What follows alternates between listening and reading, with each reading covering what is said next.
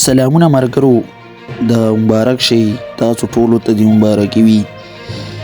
د شیخ ادریس صاحب قاتلان یې هم ونیول.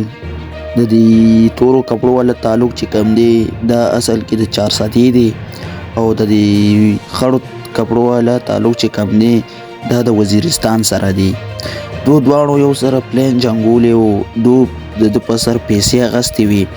دوی د ده په سر 62 لاک روپۍ اخیستې وې او دی په چارسده کې وویشتو او دی شاته نه ویشتې و په شیشه او شاته نه یې په سر باندې ویشتې و، شاته شیشو نه یې په سر باندې ویشتې و.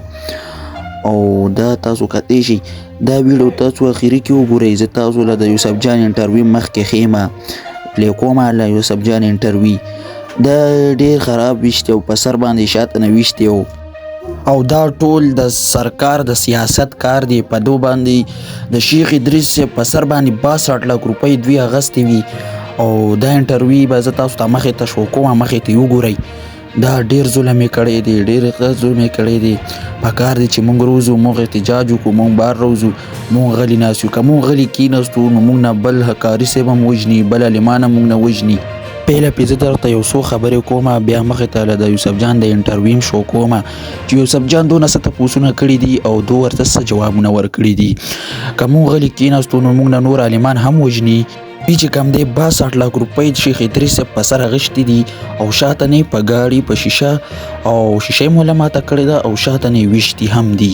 په سر باندې ویشتې دي او د سره بل کاري صاحب و. نو چې د سره چې کم بل کاري صاحب و هغه بیا هسپتال له بوتلی دی.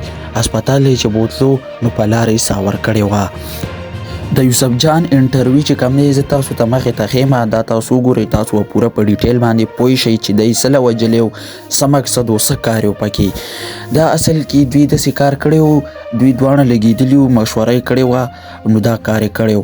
بلکې دو د ګاډي لمبر نوټ کړی و او بس شاته نه یې په شیشې نه یې ویشتي دي او د شیخ ادریس صاحب چې کوم دی د یې په سر باندې ویشتی دی.